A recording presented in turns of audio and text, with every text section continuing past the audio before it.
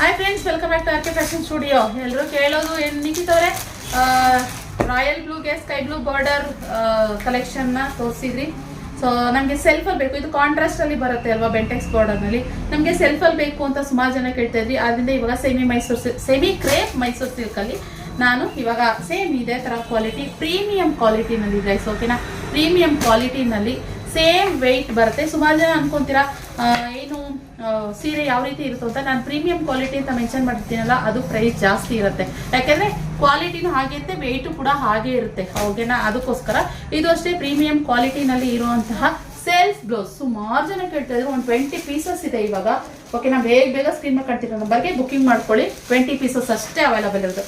ನಾನು ಇನ್ಮೇಲೆ ಮೆನ್ಷನ್ ಮಾಡಿಬಿಡ್ತೀನಿ ಎಷ್ಟೆಷ್ಟು ಪೀಸಸ್ ಇದೆ ಅಂತ ಹೇಳ್ಬಿಟ್ಟು. ಇಲ್ಲಿ ನೋಡಿ, ಬಾರ್ಡರ್ ಈ ಥರ ಬರುತ್ತೆ. ಇಲ್ಲಿ ಸ್ಮಾಲ್ ಬಾರ್ಡರ್ ಬರುತ್ತೆ, ಇಲ್ಲಿ ದೊಡ್ಡ ಬಾರ್ಡರ್ ಬರುತ್ತೆ. ಪಲ್ಲು ಹೇಗೆ ಬರುತ್ತೆ ಅಂತ ತೋರಿಸ್ತೀನಿ. ಸ್ಯಾರಿ ಪಲ್ಲು ಈ ತರ ಬರುತ್ತೆ.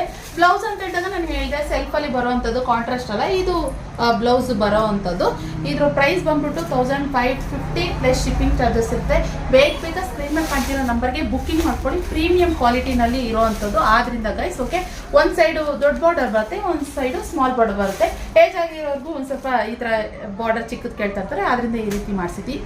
ಬೇಗ ಬುಕಿಂಗ್ ಮಾಡ್ಕೊಳ್ಳಿ. ಇದಾಗಿತ್ತು ವಿಡಿಯೋ. ಇಷ್ಟ ಆದಲ್ಲಿ ಒಂದು ಲೈಕ್ ಮಾಡಿ. Thank you for watching. ನಾನು ಫಾಲೋ ಮಾಡಿ. ಬಾಯ್.